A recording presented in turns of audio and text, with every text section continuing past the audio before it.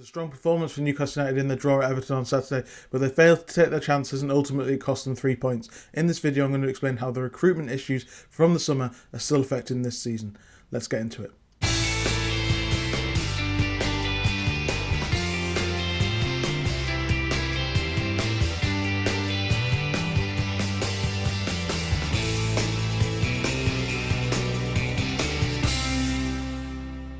And welcome back to another retrospective video on another Newcastle United performance. This time a 0-0 draw at Everton and a decent performance all told, but they were costed by missing chances, not being creative enough, and lots of similar issues affecting them once again at Goodison Park. And I feel like there's repeating situations that people know about. You're not going to learn anything new from this video. I'm just going to explain in more detail my thoughts on what I think the issue is with Newcastle going forward and why their transfer situations are really affecting them still. Obviously, they started up front with no Alexander Isak, no Callum Wilson, Anthony Gordon through the middle. In my preview, I spoke about once again starting Will Asula down the middle just to give that sort of focal point, just to give that tactical flexibility, just to get everybody else in their stronger positions, allow the team to build around a focal point, which they can't do with Anthony Gordon up front on his own, especially in a game when they have to dominate the ball. I think they had 68% possession across the game, and I felt like I was vindicated in what I said about the team selection because Harvey Barnes had a poor game. Joelinton was moved to the left in the second half when Joe Willock came on, and it really made a big difference. And I think Joelinton was much stronger in that position. He gave James Garner, who was playing out of position at right back for Everton, a really, really tough game. Anthony Gordon himself actually played better when he had a little spell on the left as well when Harvey Barnes went down the middle. The failure to even bring Asula on was really a bit of an issue for me because it meant that Newcastle didn't have that ability to change things, an ability to drag the Everton defence out of position and make it more difficult for them. In the way that I sort of explained in the video, it was either about creating the space in the midfield and allowing Bruno to come onto it, or Willock in the second half when he came on. I obviously said I thought Willock should have started, or stretching the defence and getting in behind it. That's what Newcastle failed to do, and ultimately that comes down to the failure to put a main striker on the pitch. We obviously know that is a bigger problem because Will Asula isn't ready yet for this level. I think nobody disputes that, but that's a choice that Newcastle have made. They've once again chosen to look longer term for a solution. And I understand, obviously, in the situation when you've got Callum Wilson and Alexander Isak fit, having another senior striker would be difficult to keep everybody happy. But you can't rely on, certainly Callum Wilson, to stay fit, and Alexander Isak's had injury problems as well. And once that happens, and it's happened quite a lot over the last couple of years when they've both been injured at the same time, Newcastle are not able to win any games. They haven't won a game when neither of those two players have been fit, and that is obviously a big issue. I'm not quite sure what the answer they thought that they were getting when they brought Will Asula in the immediate term. Yes, the long-term plan is obvious. It's been there with Lewis Hall as well at the left-back spot. We had these conversations with him last year. It's nothing new, but when you think too far long-term, you forget about the present, and the present is what matters because Newcastle need to keep improving and growing and getting back to where they need to be to maintain this level of trajectory. They've managed to keep really key players, and if they don't carry on that trajectory, then they really risk having to lose one of those and almost starting again. That's how precious this season is and how key it is to continue improving. So I think it was really important in the summer to look a bit more short-term. And they tried to do that with the centre-back situation. They tried to do that with the right-wing situation, but also up front as well. And for me, Newcastle were linked with Jonathan David. If you remember, I did a video on Jonathan David explaining why I thought he was the right man to join Newcastle with the help of Steve Caldwell, former Newcastle defender who's worked with Jonathan David. He was available for around 20 million quid. He's got a year left in his contract at Lille. He's scoring plenty of goals. He scored against Real Madrid in the Champions League. He's got pedigree. He's 24 years old. He would have been my ideal option as a second striker, with Callum Wilson leaving at this point when his contract was running out, and he's now 32 years of age. Obviously, his injury that's keeping him out now happened at a point which meant it was unlikely that they were going to sell him. But when they're thinking really long term with their signings, they need to think a bit longer term with their sales. And if they'd managed to sell Wilson at a point and then brought in a more senior, trustworthy striker and then brought in Asula this summer, then it's not about Asula. It's about having a structured ability to always have a key striker available, and the fact that Wilson and Isak both have injury problems means that this is always likely to happen. And the frustrating thing about Newcastle is that it's been 2 years since they've made a signing who has made a regular impact on the first team, since probably Anthony Gordon, because Sandro Tonali came in and then he was banned. He's now finding his feet now, so there's not been a guarantee for a long time about him. The right wing issue has never been sorted. The centre back issue has never been sorted. There's lots of these problems while they're thinking long term and buying young players, and this is something that Paul Mitchell has to consider, because Newcastle are thinking about longer term and younger players as well, but they need to think about the present as well. They need to take some risks, and there are obviously some signs that they've made in the past that I've mentioned: Sven Botman, Bruno Guimaraes, who've come from abroad, who were ready to go and they made an impact in the first team, but they were seen as risks. And I think Newcastle need to look at that. I've said that before. They need to look at that. If you look at Nottingham Forest, I tweeted last night about Nikola Milenkovic, the centre-back from Fiorentina, 26 years old, Champions League ready in my opinion. If you watch from over 200 games for Fiorentina, 57 caps for Serbia, a really, really talented centre-back, £12 million. And that's the sort of thing that the European market can give you if you're clever enough, and that's what Newcastle needed to do. And I think there's key points where they've made mistakes in the market, where they've been left short by not being ruthless enough of the existing squad, and then obviously not taking enough risks. Obviously, Asula is a risk for long term, but it's more about having players ready to go now, and that's ultimately what the problem is now. Even with Hall and Livramento last season, as much as they are coming into the fore now, and in a couple of years, Will Asula might be ready and raring to go. But spending £60 million on those two players last year, and Newcastle not getting into Europe, is a lesson to be learned, and they needed to go into this summer and sort some issues with the first team squad out. They haven't done that, and ultimately that's what's cost them in this game against Everton. Chances were created, and actually Newcastle should have won the game anyway. Obviously Anthony Gordon misses that penalty, and there's a lot of talk about hindsight. Should he have taken that penalty? Of course he should have taken the penalty. He's the chief penalty taker when Isak or Wilson or whoever the pecking order, whatever the pecking order is, when everyone else has gone, he's the man who's going to take that penalty. He scored one against Manchester City.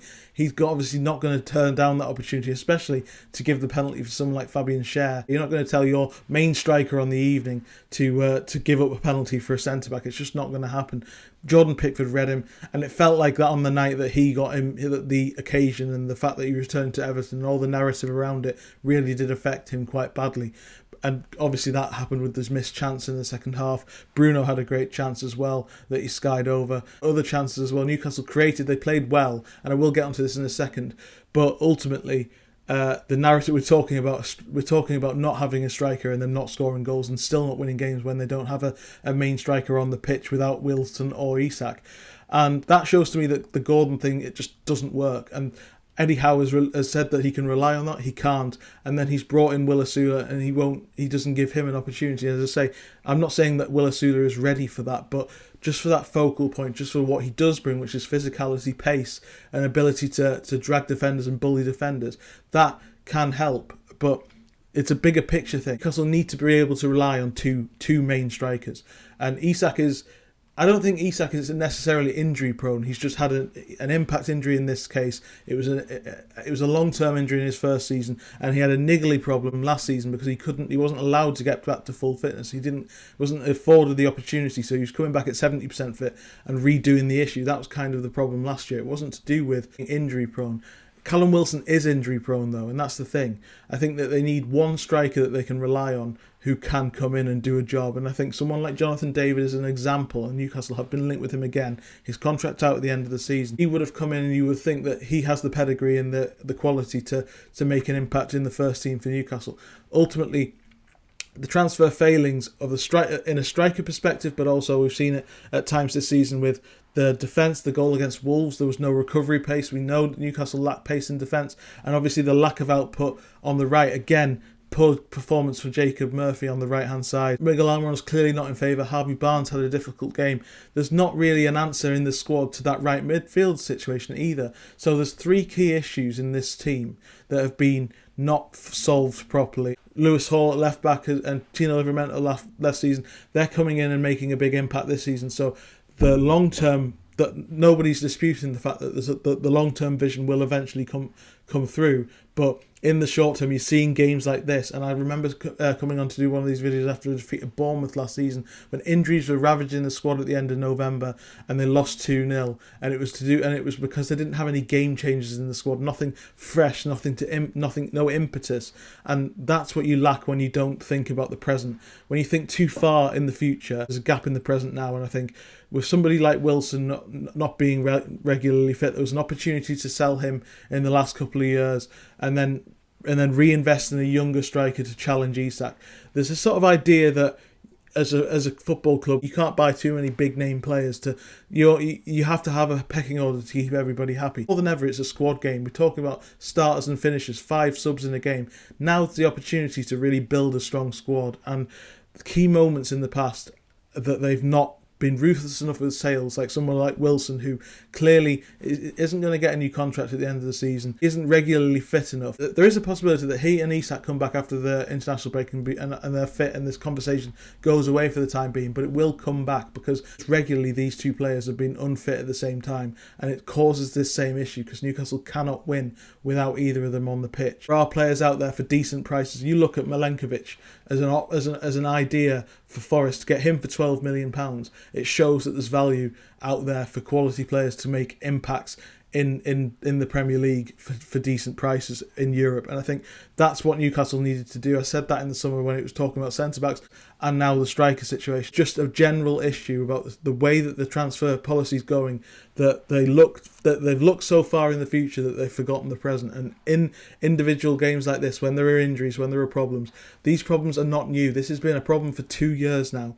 Just as the right wing situation has, just as the centre-back pace issue has, Newcastle have not solved these issues, and when they've had the means to do that. And I think that's ultimately what's cost them in this game, when they created enough chances and they should have won the game, and ultimately a potent striker wins that game. If you look at Villa, I know that they failed to beat Manchester United yesterday, and Chelsea obviously failed to beat Forest, but I think both of those two teams win this game because they have enough quality within the squad. Villa have either Watkins or Duran as two striking options, battling it out. One comes on, one comes off, just like Newcastle had that 2 years ago. The reason why Newcastle were able to push themselves into the Champions League at the back end of 2 seasons ago was because they had Isak on the pitch at the start, Wilson coming off the bench. And that can happen this season if they're both fit, fine. But the fact is that they need to be more ruthless. They need that at all times. It's an issue that they've taken a risk on a young player when they've got 2 strikers that they can't guarantee are going to be fit. So they're left with a player that they don't trust to start, and then they use Gordon in a position that just doesn't suit him, and it just doesn't suit the whole team. And this is what happens. This is just one example of this recruitment issue affecting them. You could do a whole video on the right wing situation. Jacob Murphy, as I said, had a really, really difficult game in this one. He was really poor, and I think that Harvey Barnes didn't do much either on that side in the game as well. You can have the same conversation about the centre-back situation. Newcastle need to be thinking more about the here and now, but they also know that their PSR situation is the way it is. They need to be looking at taking a few more risks, being clever in the market. And I've given you an example of a striker who could have come in this season and made a difference. Jonathan David is a player that I said in the summer would have been a good deal. He's quick, he's clever, he's got a great eye for goal, and he's ready to go. He's 24 years old, ideal age. And if he comes in to replace Callum Wilson, and you have him, Isak and Asula, then you've got a more reliable trio. Newcastle are held back by the fact that Callum Wilson is just never fit, and ultimately that's what's proven the issue in this game. Going forward, as I say, it could change against Brighton. Those 2 players could be back, and that conversation will go away for a bit, but ultimately we'll come back to this. And I think it's really, really crucial that Newcastle solve this problem as soon as they can. But the problem is, it's been this way for 2 years. The performance was good. The performances are getting better. That's the other positive thing to say. The performances are getting better, and we've said earlier in the season I was critical of Newcastle for getting results without performances. The last couple of games they've had the decent performances, and that was a better away performance, the best away performance for a while. But they didn't get the result. They didn't, and eventually you think it could click, and there is a little bit of light at the end of the tunnel in that sense. There's more of an idea coming through. There's a trust that Newcastle can get where they need to get to, but ultimately they're held back because when a couple of players are out injured in key positions, then they just don't have that quality. And I do think that is a result of a direct impact of their recruitment strategy, and ultimately they've known about this for a while and haven't done anything about it. It was the same last season. and they keep making the same choices, and that means that the result is always the same as well. Thanks very much for joining me on this video. Like, share and subscribe. There'll be more content coming over the next couple of weeks. As I say, I'm looking to start a new football podcast with a friend of mine. That'll be in the next couple of weeks. Like, share and subscribe. International break now, so Newcastle content might take a little bit of a step back until the Brighton game. Like, share and subscribe, and I'll see you next time. Cheers.